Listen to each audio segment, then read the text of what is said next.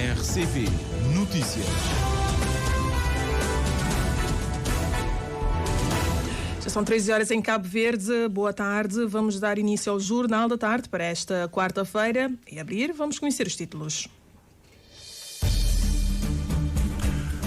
Boa tarde. A partir do próximo ano, pais de crianças com até 12 anos hospitalizadas devem passar a receber um subsídio de doença do INPS. Presidente do Sindicato Democrático dos Professores congratula-se com a atualização da tabela remuneratória dos professores, mas questiona o porquê da entrada em vigor só no próximo ano. PICV volta a acusar o governo do uso abusivo e ilegal do ajuste direto na contratação pública, com prejuízos para o país. O roubo de água deve ser combatido por e com todos os meios, defende o Secretário de Estado da Economia Agrária, para quem esta prática prejudica, sobretudo, os consumidores que honram os seus compromissos. A economia da zona euro, o principal mercado de importação e exportação de Cabo Verde, volta a crescer após 2 trimestres de contração económica. Irlanda está a planejar reconhecer a existência de um Estado palestiniano até o final deste mês de maio. Outros países europeus devem também seguir a posição irlandesa. Estas e outras notícias para acompanhar neste jornal, numa edição de Anatólio Lima.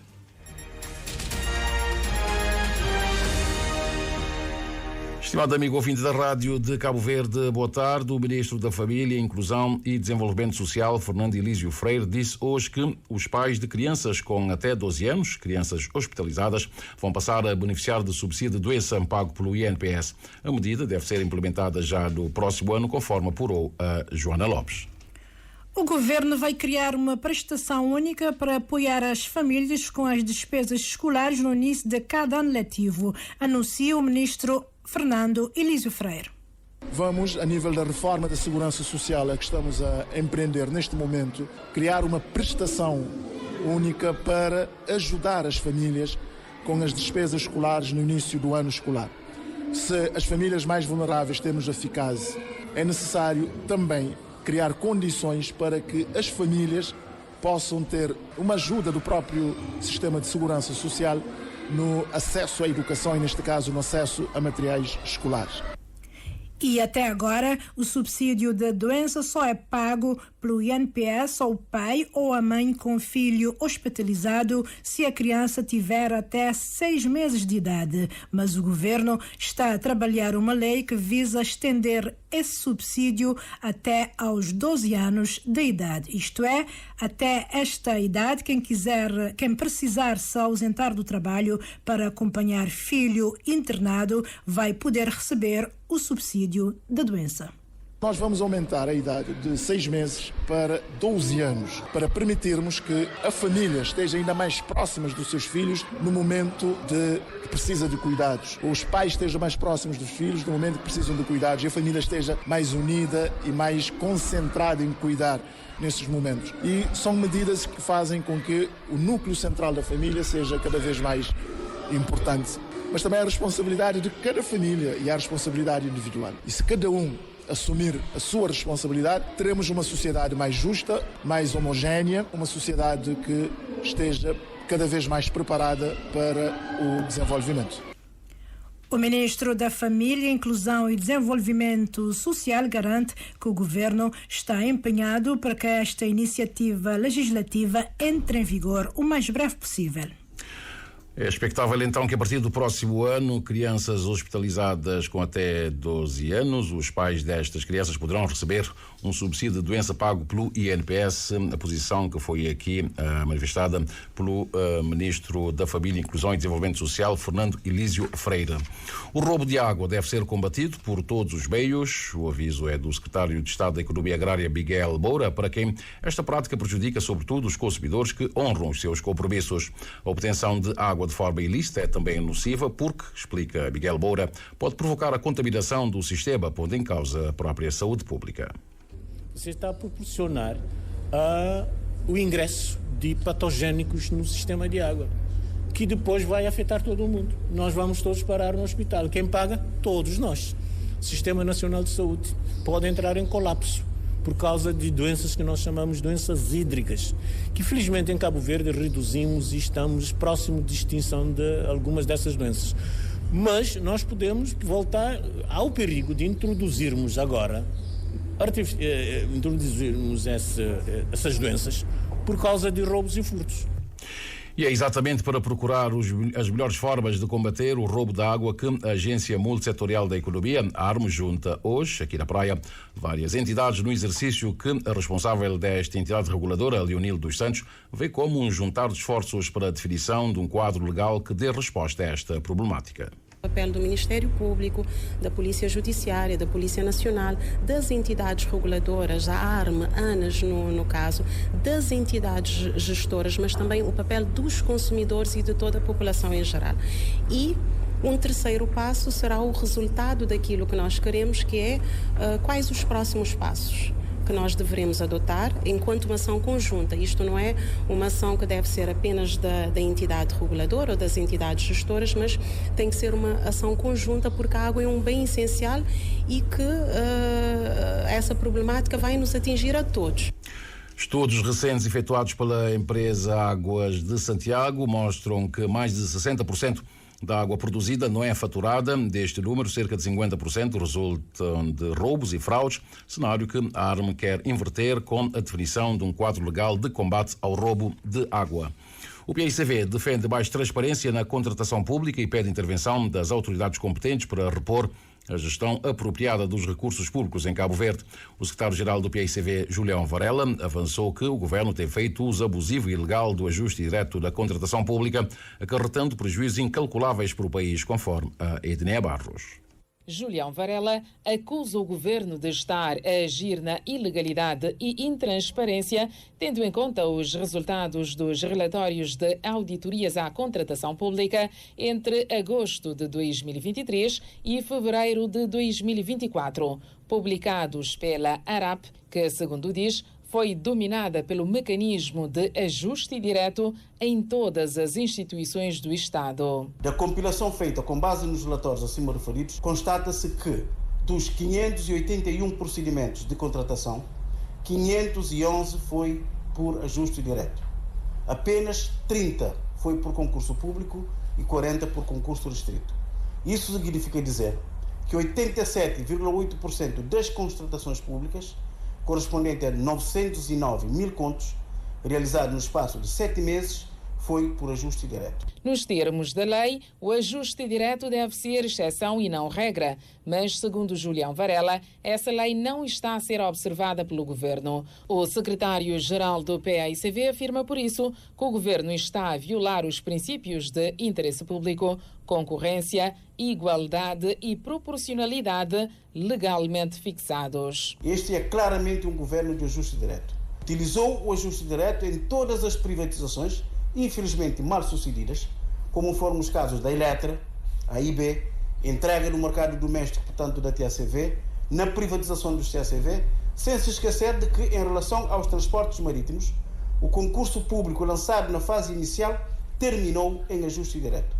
Por outro lado, constam dos relatórios das auditorias que, na maior parte dos casos, há ausência de requisitos obrigatórios, como o Plano Anual de Aquisições, para além dos seguintes factos: falta de documentos que comprovam a decisão de contratar pela modalidade de ajuste direto, inconsistência da fundamentação para o uso do procedimento de ajuste direto, inexistência de caderno de encargos nos procedimentos de empreitadas e obras públicas. Julião Varela refere que o uso abusivo do ajuste direto tem causado prejuízos ao país e considera que se verifica uma situação de impunidade, pondo em causa as regras da boa gestão. Sobretudo nas privatizações, tem provocado prejuízos incalculáveis para o país, com destaque para a privatização dos TCV, em que o país perdeu tudo, não recebeu um centavo e ainda teve que pagar para que o parceiro estratégico pudesse deixar esse país em paz. O PAICV apela à intervenção das autoridades para repor a legalidade no cumprimento dos procedimentos da contratação pública, a fim de se garantir a boa gestão dos recursos públicos. E a presidente do Sindicato Democrático dos Professores congratula-se com a fixação pelo governo da atualização da tabela remuneratória dos professores, a vigorar a partir de janeiro de 2025. Lígia Herbert, entretanto, fala em algumas dúvidas que pretende clarificar com o responsável da pasta de educação e que se prende com atualização salarial para os professores que atualmente encontram-se na categoria A nível 7 e que oferem um salário de 55 mil escudos. A presidente do Sindiprof questiona ainda o porquê da nova tabela remuneratória constar somente no início do próximo ano, quando o próprio ministro da Educação, Amadeu Cruz, tenha afirmado que o estatuto do professor, que deve estar pronto em junho, deve também acompanhar o plano de carreira, funções e remunerações. Lígia Herbert deve encontrar-se com o ministro Amadeu Cruz ainda esta semana para tratar destas questões, conforme a Nani Vaz. Apesar dos avanços, a presidente do Sindicato Democrático de Professores diz que é preciso clarificar alguns pontos sobre a atualização da tabela remuneratória fixada pelo governo. Lígia Herbert, que se congratula com a medida. Nós até congratulamos porque é uma proposta do Sindiprof. Chegamos aos 16%, mas ainda faltam os 20%. 91, promoção, 10 promoção, 10 promoção, ok? Porque eles falaram em 3 promoções. Isto está na proposta do governo, que eles entregaram, pelo menos, ao Sindiprof. E dizer que falou-se em 55, também o mínimo.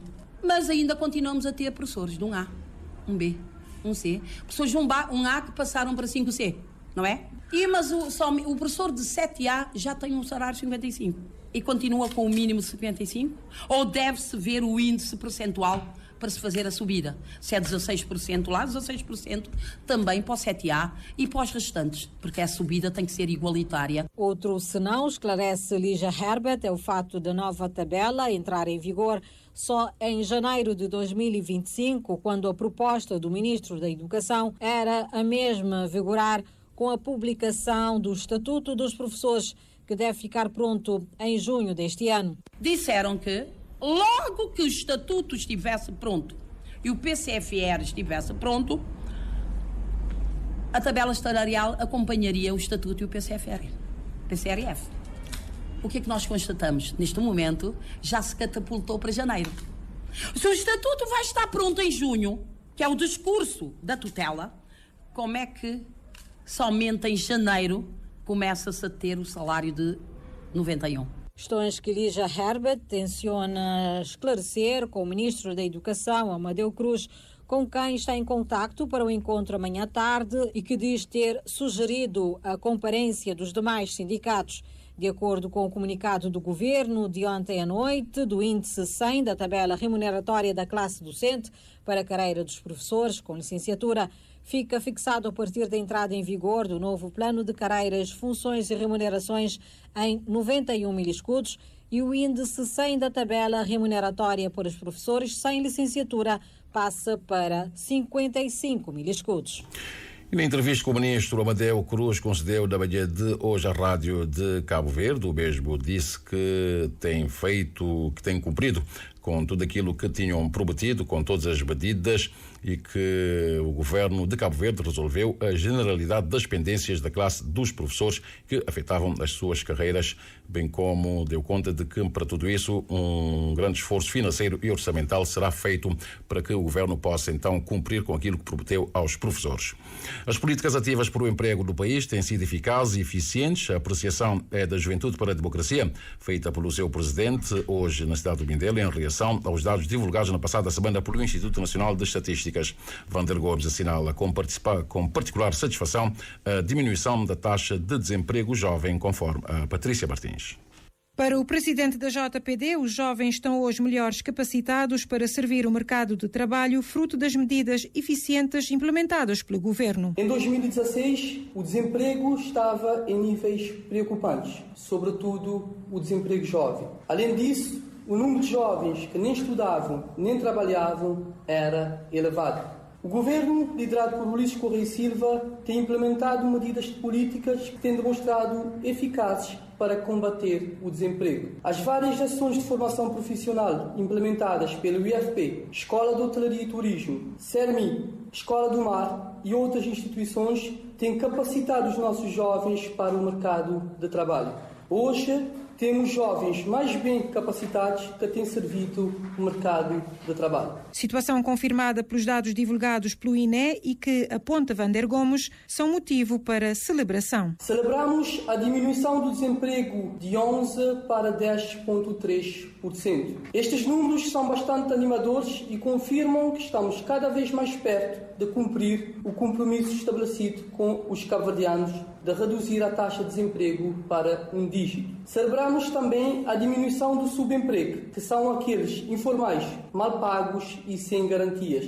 O subemprego está neste momento fixado em 11,8%. Esta diminuição demonstra que há cada vez mais pessoas a formalizarem os seus negócios e há também cada vez mais pessoas com vínculos laborais mais estáveis. Celebramos também, e com particular entusiasmo, a diminuição da taxa de desemprego jovem. Na faixa etária de 25 a 34 anos, fixa-se nos 12,5%, número mais baixo do que o ano transado. Os nossos jovens empregados significam mais e melhor saúde mental e bem-estar, estabilidade social e menos dependência do Estado e, consequentemente, uma sociedade mais empoderada. Os dados satisfazem, mas o presidente da JPD diz querer mais. Exortamos o governo a continuar a investir na formação profissional, a investir no empreendedorismo jovem e a continuar a apoiar o setor privado para que os dados de 2024 sejam ainda melhores.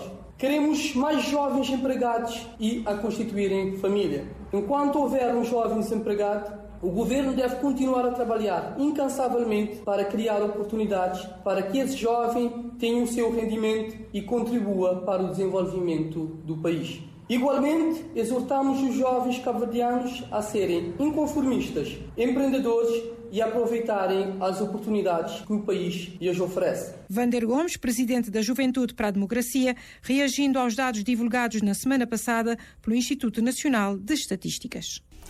E o estudo sobre a empregabilidade de 2023 revela que há mais mulheres da formação, mas são os homens que estão melhor inseridos no mercado de trabalho e a ter melhores salários. A presidente do ICE considera que a carga social imposta às mulheres está a condicionar a entrada e a permanência das mulheres no mercado de trabalho. O Luís Antônio dos Reis tem os pormenores. O estudo referente ao ano passado indica que cerca de 60% das mulheres beneficiam das políticas ativas de emprego, mas são os rapazes que ganham mais e apresentam uma melhor taxa de inserção no mercado de trabalho. Maria Alice Varela, coordenadora do Observatório do Emprego do Mercado de Trabalho, verifica que há mais mulheres no emprego formal. Ou seja, estão inscritas no INPS. Nessa questão das mulheres inscrição no INPS, isso realmente nós vimos claramente que as mulheres estão mais inscritas no INPS, inclusive com números acima da média a nível de inquérito, a nível nacional de todas as mulheres que trabalham no mercado de trabalho. Em relação à área de formação, também temos resultados positivos em favor das mulheres. As mulheres que estão a trabalhar, a grande maioria está a trabalhar na sua área de formação, número ligeiramente superior aos homens. A presidente do Instituto Cabo-Verdiano para a Igualdade e Equidade de Gênero sauda o enfoque de gênero nas políticas ativas de emprego. No entanto, Marisa Carvalho defende a necessidade de se desenhar medidas para reverter o quadro atual que tem estado a condicionar a entrada e permanência das mulheres no mercado de trabalho. Mais do que os dados e da frieza dos números, importa traduzir o que estes significam na vida cotidiana e que situações representam e que têm impedido muitas mulheres de acederem e permanecerem no mercado de trabalho de forma digna e rentável. A questão do trabalho não remunerado e a carga muitas vezes socialmente imposta dos cuidados é uma realidade na sociedade cabo-verdiana que não permite a devida conciliação entre a vida privada e profissional, ficando esta muitas vezes remetida para segundo plano, principalmente quando se trata das mulheres. De entre as iniciativas para reverter o quadro atual, Marisa Carvalho assinala que o ICIEG está a desenvolver uma proposta de um programa nacional de apoio à conciliação entre a vida laboral e familiar de homens e mulheres, bem como um estudo sobre a mensuração do trabalho não remunerado e a importância da economia dos cuidados no cálculo do Produto Interno Bruto. A cerimónia de abertura do seminário sobre políticas ativas de emprego e a questão do género foi presidida pelo vice-primeiro-ministro e ministro das Finanças. Olavo Correia reconhece que há muita carga feminina na pobreza e na informalidade e que é preciso desenhar medidas para melhorar a situação. 13 horas mais 20 minutos, Jornal da Tarde da Rádio de Cabo Verde. A Agência Reguladora Multissetorial da Economia, ARM, acolhe hoje e amanhã a reunião anual do Observatório Estatístico da CDAO, das telecomunicações e do setor postal, que visa validar o relatório dos indicadores fornecidos pelos Estados-membros da CDAO e operadoras dos setores. O sistema de gestão e informação para telecomunicações, que é concebida para atrair financiadores e também parceiros e apoiar a criação de um mercado digital único da sub-região, enfrenta o desafio da disponibilização de dados estatísticos por todos os seus integrantes. O Cândido Amorim Fortes tem os detalhes. O Observatório Estatístico da CDAO é um sistema de gestão e informação para telecomunicações e tecnologias da informação e comunicação e de acompanhamento das tendências desses setores na África Ocidental. Daí a importância da disponibilidade de dados atualizados frequentemente pelos Estados-membros, realça Jandira Sanches, técnica da ARM, responsável pela ligação ao ECODOB, que explica que o objetivo do encontro anual do Observatório é o de validar o relatório desses indicadores referentes ao ano de 2023. O objetivo desta reunião é validar o relatório dos indicadores das telecomunicações referente ao ano 2023. Amanhã vamos aprovar os indicadores fornecidos pelos operadores que estão no mercado de setor postal. A plataforma já está construída desde 2017, se não estou em erro. Normalmente há algum país ou outro que não preencha todas as informações, mas esta reunião também servirá para chamar a atenção aos países que é necessário que todas as informações estejam, que as pessoas cumpram os prazos. Por exemplo, no ano 2023 tínhamos até 15 de abril de 2024 para fornecer todas as informações referentes ao ano 2023. Outro constrangimento tem que ver com a ausência de certos serviços em alguns países. Os dados estatísticos das telecomunicações e postais são fundamentais para a tomada de decisões de políticas públicas e atrair investimentos para a sub-região, realça o administrador da ARM, João Tomar, assim como o estabelecimento de um mercado digital único na região, uma das prioridades da integração da CDAO e da União Africana. Uma ferramenta vital para acompanhar o desenvolvimento, as tendências e o desempenho do setor de telecomunicações e das TICs na nossa região, que nos ajuda a encontrar o caminho para o estabelecimento de um mercado digital único na África Ocidental, que é uma prioridade, tanto para a CDAO quanto para a União Africana. O nosso compromisso com a construção deste mercado é claro e é inabalável. Reconhecemos que a sua realização está intrinsecamente ligada à nossa capacidade de enfrentar o desafio da disponibilidade de dados estatísticos e sua relevância. Estes dados são uma base sobre a qual tomamos decisões informadas, que moldam o futuro de nossas telecomunicações e indústrias das TICs. São cruciais não apenas para os governos, mas também para atrair investimentos do setor privado e parcerias de desenvolvimento para a nossa região. A plataforma anual do Observatório Estatístico da CDAO, das Telecomunicações e do Setor Postal, ECODOP, deverá integrar também progressivamente indicadores sobre os vários serviços da economia digital e setor postal, indicadores cibernéticos e de governo eletrónico. E o Governo quer ver alunos, pais, encarregados de educação e toda a família sensibilizados para as alterações climáticas e o seu impacto na família. Neste contexto, a Direção-Geral de Inclusão promove uma conversa aberta na Escola da Chada Grande Trás para sensibilizar a comunidade educativa para a adoção de hábitos sustentáveis sobre a importância da consciência climática. O Governo aposta nos mais de 700 alunos do 1º ao 10º ano de escolaridade para multiplicar no seio da comunidade conhecimentos relativos a necessidade de melhor proteger o planeta. A Joana Lopes tem os pormenores. Com o passar dos anos, tornou-se evidente que as chuvas passaram a cair menos, o planeta a estar mais quente, com pessoas a perderem os seus rendimentos e se deslocarem para outros sítios em consequência das mudanças climáticas. Impactos negativos que em países insulares como Cabo Verde se faz sentir em sobremaneira. Daí que o Ministério da Família, Inclusão e Desenvolvimento Social aproxima-se de uma escola com cerca de 800 alunos para uma conversa à volta da família e as alterações climáticas em que abordam os desafios e possíveis soluções. Explica o ministro Fernando Elísio Freire. Então as famílias têm que estar preparadas para lidarmos todos juntos com as alterações climáticas, com a transição climática que o país tem que fazer, os investimentos necessários que temos que fazer para continuarmos a beneficiar a nossa sociedade e as famílias.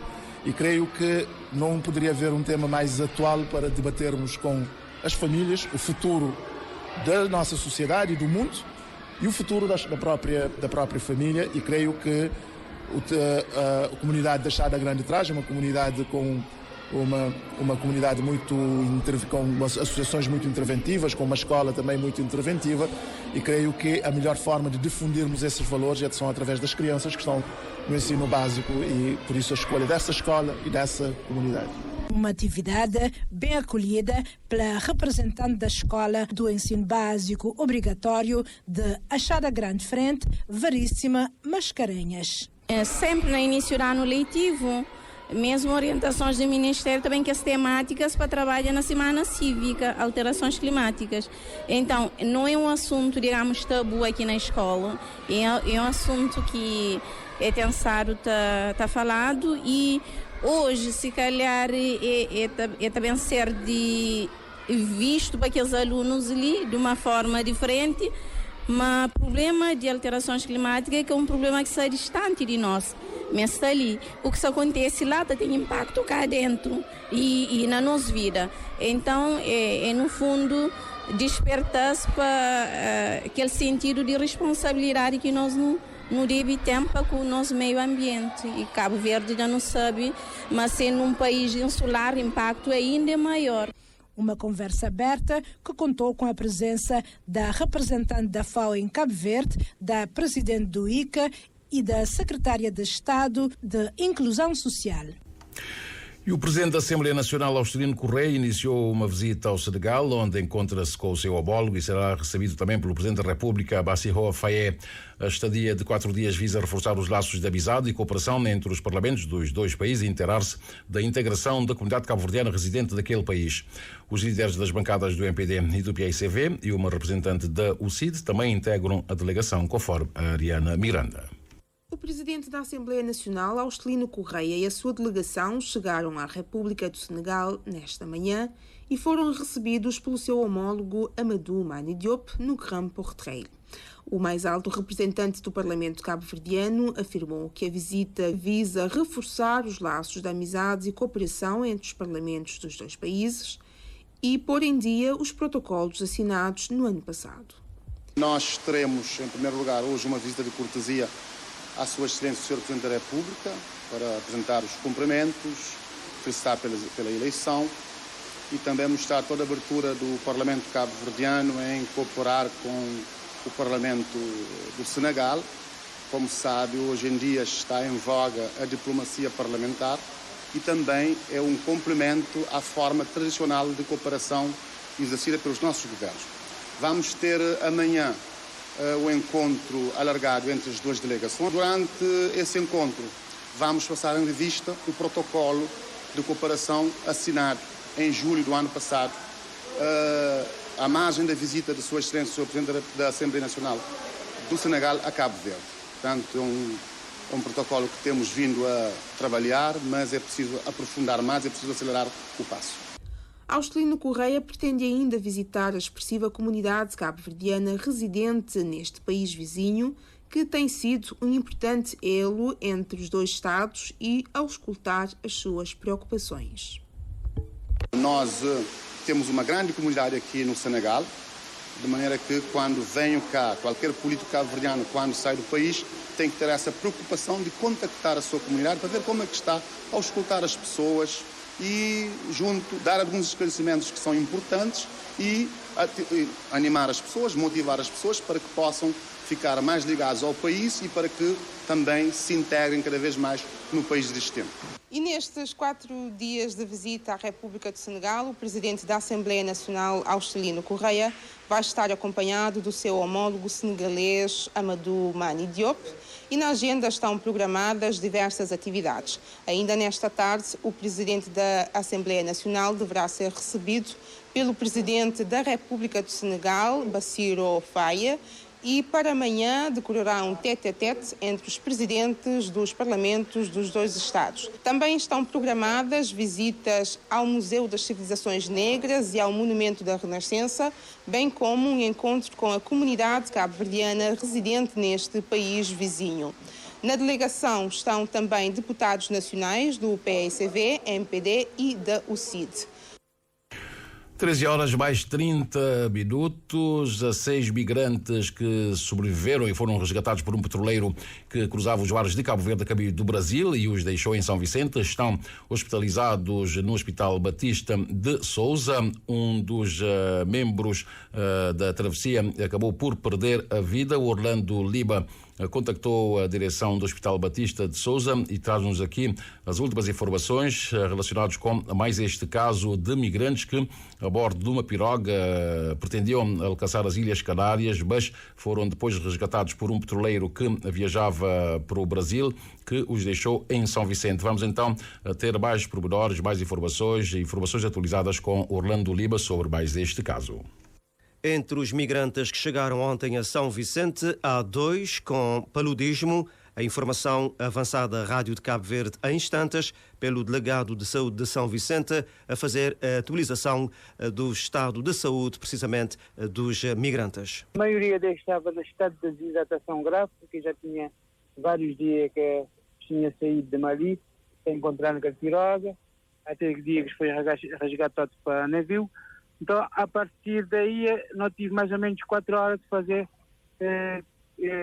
resgate daqueles pacientes, aqueles migrantes, que foi transladado para o Hospital Batista de Sousa. Infelizmente, um acabou por falecer ontem, depois das 11 horas da noite, depois de ter dado entrada no Hospital Batista de Sousa. Qual é que é o procedimento, no caso, por exemplo, desde hoje já falecido? O procedimento é o que não tem costume de fazer, moda a nível internacional, leis internacionais, quer dizer, quando tem uma pessoa, quando tem óbito, não tem que esperar reconhecimento do país, reconhecimento de familiares, após 30 dias, modo acontecer que é óbvio que não tinha, que tinha vindo também na mesma situação, a gente fazer enterro de cadáver sem que houver nenhum tipo de reclamação.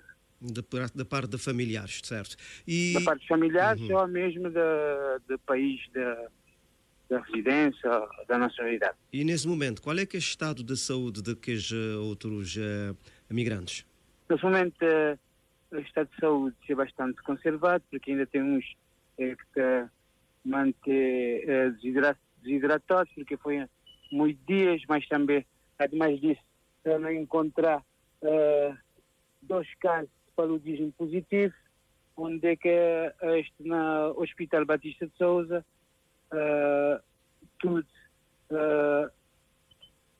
no lugar onde é que nós escolhemos um lugar dentro da banca de urgência, onde é que esses mosquiteiros e que seguisse tratamento médico no hospital. Delegado de Saúde de São Vicente, Elísio Silva, fazer um ponto da situação para a Rádio de Cabo Verde em relação ao estado de saúde dos migrantes que se encontram em São Vicente, que chegaram ontem ao final do dia. Como já se disse, um acabou por falecer ontem à noite e há 2 com paludismo. Um assunto que a Rádio de Cabo Verde vai continuar a acompanhar. A Câmara Municipal da Praia e o projeto Casa Primavera promoveram uma conversa aberta para sensibilizar mães de crianças com deficiência para se assinalar a importância do Dia da Saúde Mental Materno. A diretora do Serviço de Reabilitação Psicossocial e Reinserção Social na Câmara Municipal da Praia, Sueli Carvalho, considera que serviu para chamar a atenção sobre a saúde mental das mulheres que têm filhos com deficiência. Enquanto Casa Primavera, para nós, é fundamental trazer aquela reflexão ali hoje, que mães consigam entender, mas que está só. Mas existe uma rede de resposta e nós nunca te cuida apenas da reabilitação, não te cuida também de tudo aquilo que é a saúde mental. Jennifer Alves, mãe de uma criança com necessidades especiais, realça que o preconceito tem sido o maior problema e destaca como importante a conversa com as mães. É super importante, sempre que se faz que se podia atividade ali, então queria participar, me prende, não faz formação na Vila Nova, não prende Chaucusa, de cuidados com as crianças, mas a mim que ainda se ficou, a mim Micaela que está no trabalho, para morar ainda na casa, está lá, tipo, tá gatinha, só que ainda tá querendo motorizar para morar está chinta riba de perna, e fisioterapeuta tá falando, é bom. A conversa aberta sobre a saúde mental materna, promovida pela Câmara Municipal da Praia, é enquadrada nas comemorações do Dia da Saúde Mental Materna, um trabalho da estagiária Ana Lopes.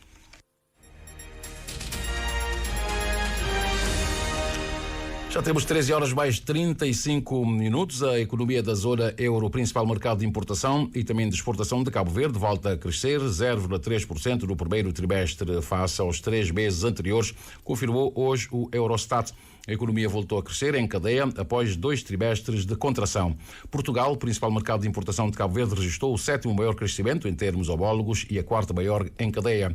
Em termos homólogos, o produto interno bruto cresceu 0,4%, tanto na zona euro como na União Europeia no seu todo, sendo que neste houve uma revisão em baixa de 1/10 face à estimativa publicada pelo Organismo de Estatística Europeu no final de abril. A economia acelerou face ao crescimento de 0,1% registrado na zona euro e de 0,2% na União Europeia no trimestre anterior. Chipre foi a economia que mais cresceu em cadeia, seguido da Irlanda, que assim pôs fim a pelo menos 3 trimestres de contração. Letónia, Lituânia e Hungria são os países com taxas de crescimento mais robusto. Portugal, principal ponto de importação de Cabo Verde, surge a seguir, antes da Espanha, principal mercado de exportação de Cabo Verde. O Eurostat revela ainda que o número de pessoas empregadas aumentou no primeiro trimestre da zona euro e também na União Europeia, em comparação com o trimestre anterior. A Irlanda está a planejar reconhecer a existência de um Estado palestiniano até ao final deste mês de maio. Em linha com as declarações dos governos espanhol, esloveno e também de Malta, a Irlanda declarou hoje publicamente o seu desejo de reconhecer o Estado da Palestina. Segundo o Ministro dos Negócios Estrangeiros, isto será feito ainda até ao final deste mês. O primeiro-ministro irlandês falou sobre o assunto com o rei Abdullah II da Jordânia na manhã de hoje. Em março, os líderes da Espanha, Irlanda, Eslovénia e Malta, numa declaração conjunta, manifestaram a sua disponibilidade para reconhecer um Estado palestiniano neste mês de maio, o que outros países poderiam seguir. No presente, cerca de 70% de países da ONU reconhecem a existência de um Estado palestiniano, mas muito poucos deles são países da Europa Ocidental ou então da América do Norte. A Ucrânia anunciou ter retirado tropas em parte da região de Kharkiv, no nordeste do país, onde a Rússia lançou uma nova ofensiva na última sexta-feira em resposta ao fogo russo e aos ataques das tropas terrestres. Para salvar as vidas dos seus militares e evitar perdas, a Ucrânia então decidiu retirar parte das suas tropas. A Ucrânia diz ter movimentado as tropas para posições mais vantajosas. Ao longo dos 2 anos de guerra, a Ucrânia e a Rússia têm utilizado este tipo de linguagem para dar conta de recuos. O Estado-Maior ucraniano afirma que a situação continua difícil, sublinhando, porém, que as forças não estão a permitir que os ocupantes russos ganhem terreno.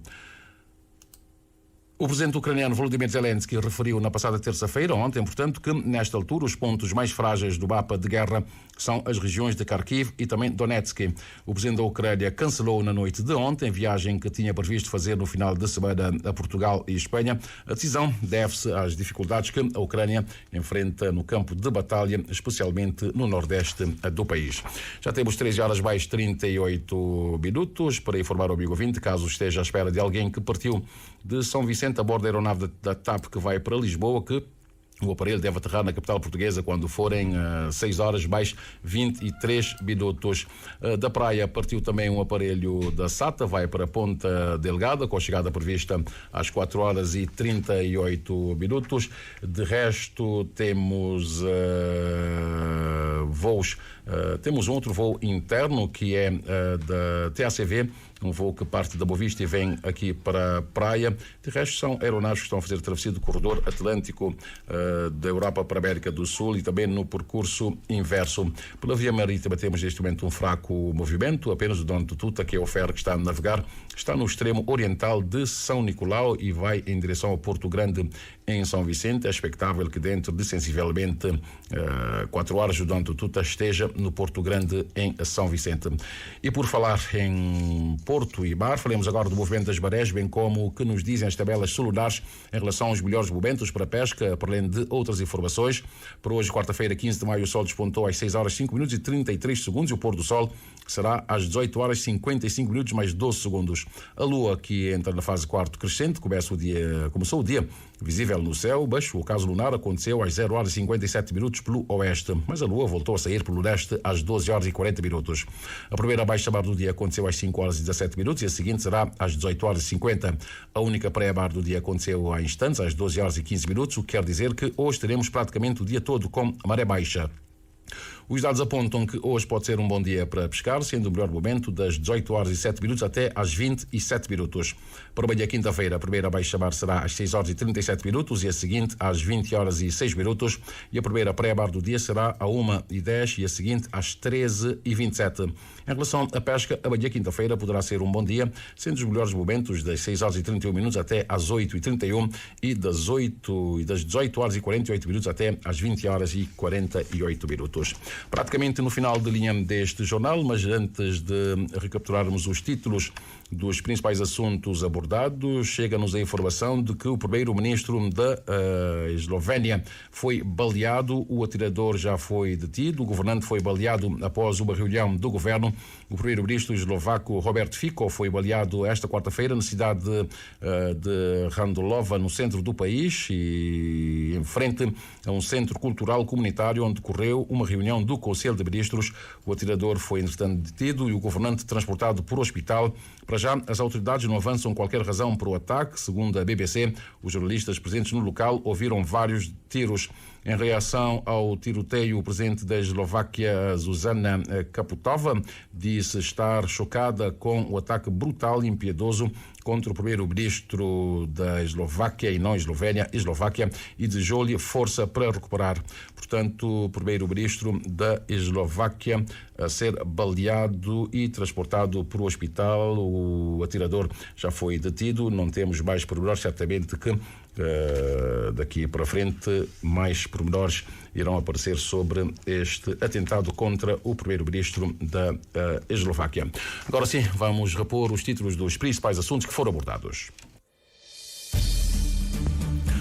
A partir do próximo ano, pais de crianças com até 12 anos, crianças hospitalizadas, devem passar a receber um subsídio de doença por parte do INPS. O presidente do Sindicato Democrático dos Professores congratula-se com a atualização da tabela remuneratória dos professores, mas questiona o porquê da entrada em vigor só no próximo ano.